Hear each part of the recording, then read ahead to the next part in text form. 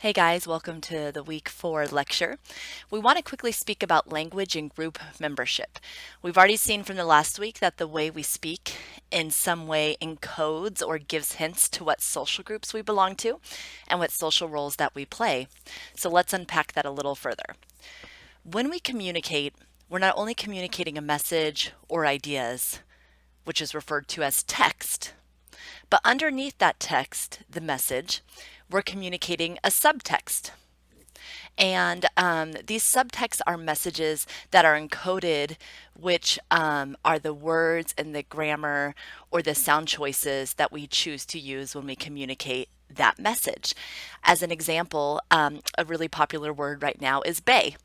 And this can mean your significant other or someone that you're closely with, that you're close with, or maybe romantically involved with. And by and large, the people that use "bae" to represent their significant other are using a slang term. And there are youth in society. So it's the young people of society. They're the ones that have really ran with this term. And because of its popularity, we actually even might start seeing it used with older groups as well. But really, it started out as a slang that was used by teenagers.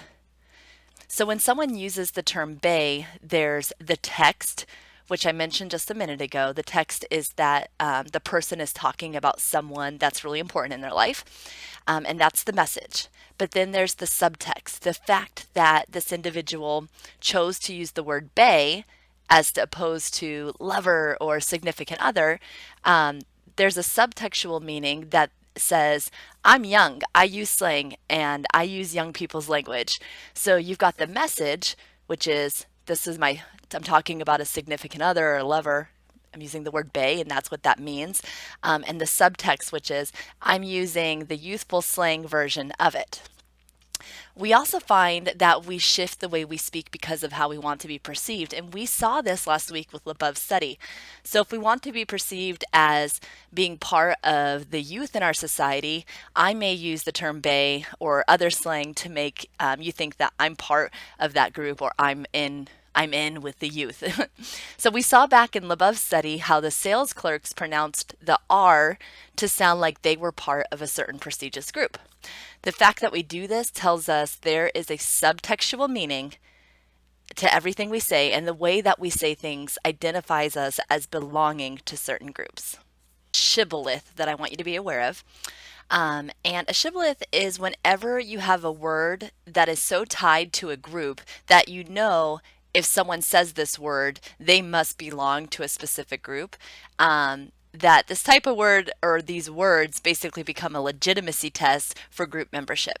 So you know if you hear this particular word, then that word would only come from someone who belongs to a certain group of people. So as an example, y'all is a shibboleth for Southern English, right? So we assume that those that use y'all, they are from the South because this variety is not really used in other varieties of English. Now, I will say in my time spending, or I grew up in the Midwest, and some of y'all is used up there, but I think it also has to do with a connection to rural communities. So I still lived in Colorado, but we lived in a cowboy-like town. So there's still, y'all is tied, I think, a lot to a culture at the same time as a geographical location. But using y'all is something you might like most likely hear in Southern English dialects or in rural geographical areas. But that's a shibboleth, a word that ties you to some group or type of people. So now this word comes from the Bible, shibboleth. It doesn't really have any religious meaning to it at all. So there's not like a Christian meaning tied to the word, but the original place that we found the word was in the Bible from the book of Judges. So in the next slide, I have the Bible passage for you to read. I want you to pause the video, read it to yourself. There are some difficult words in there or names of people groups that you don't have to pronounce in your head accurately, but it's more just as you read the story and you'll be able to follow the direction of the story and read that to yourself and then hit play when you're ready to move on with the rest of the lecture.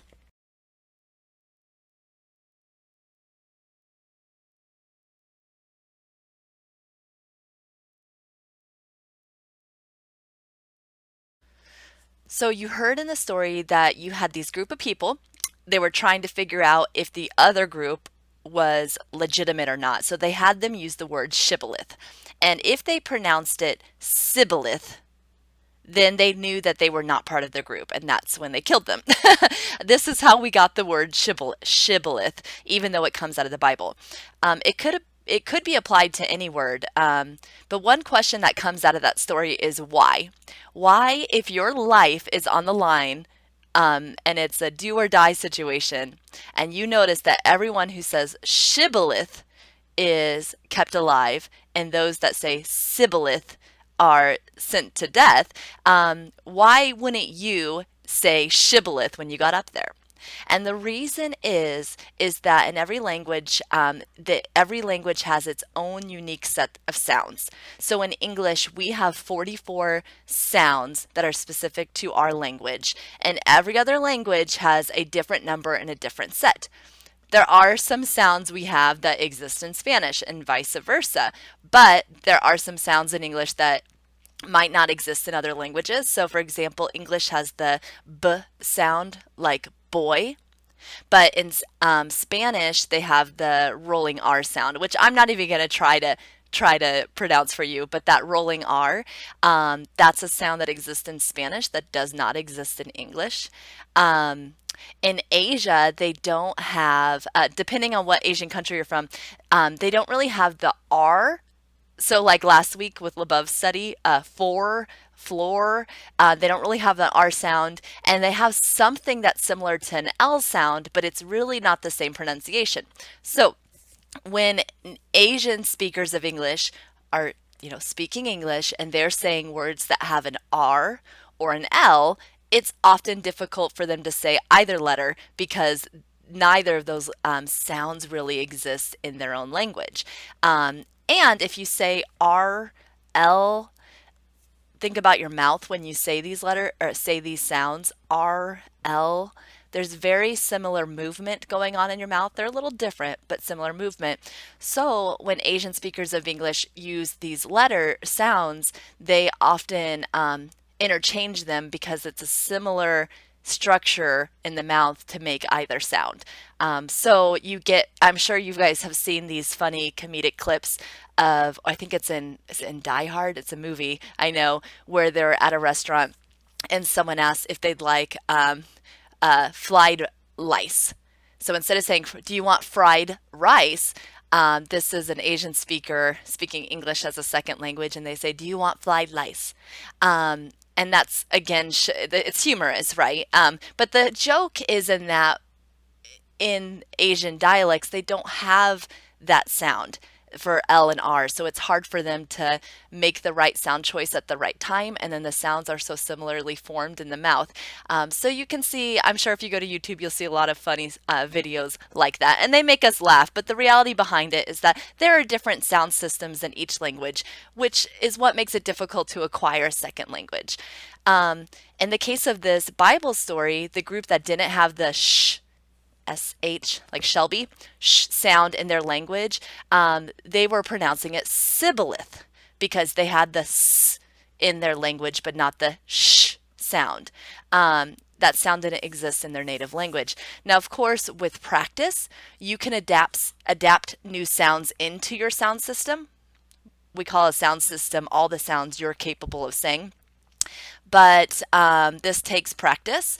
Unless you grew up in a bilingual home, sometimes that's where we talk about accentedness. When someone sounds accented, it's because their sound system from their native language is still heavily present, maybe in the second language they're speaking. So practice can improve some of this. It's easier for children to acquire more sounds than adults. But some adults are able to pick up new sound systems. But usually if you learn a second language as an adult, it's difficult to ever really get rid of your accentedness or take on a sound system completely. But coming back to this story, why didn't they say sh instead of s? I imagine if it's a life or death situation on the spot and you haven't previously had practice with that sh sound, you're probably not likely to whip out a native accent sound on the spot.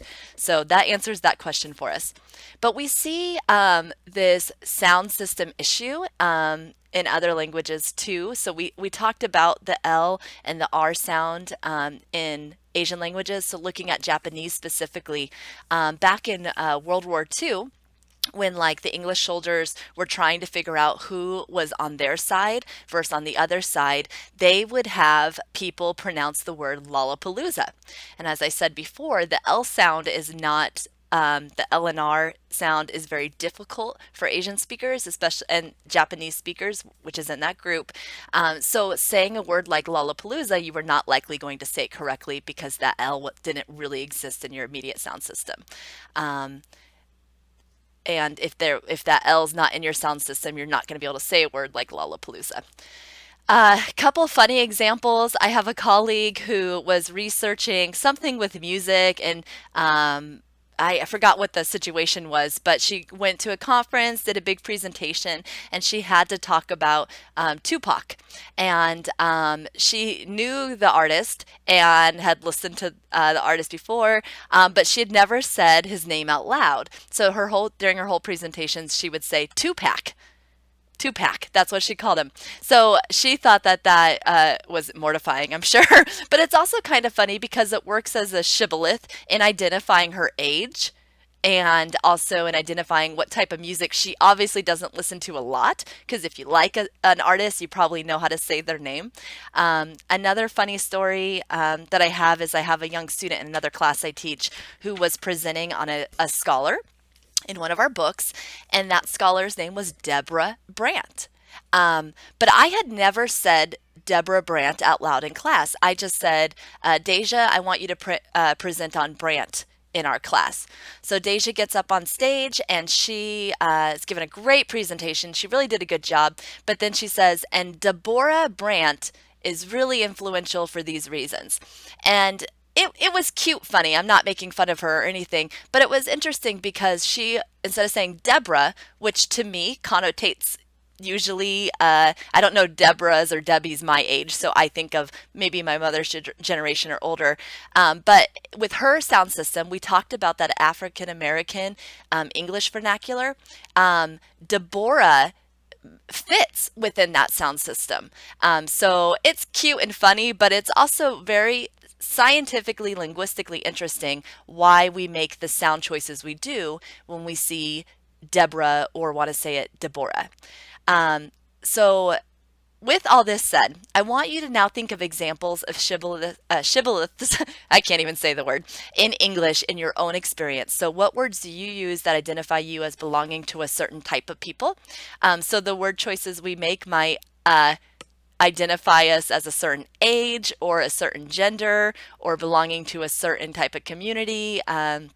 Whether we're rural or urban, or whether we're from California or New York. So there are words we use in our language that, as this lecture was about, that connotate where we're from and what we belong to. So I'd like you to think of your own examples this week, and I'll talk to you guys soon. Bye.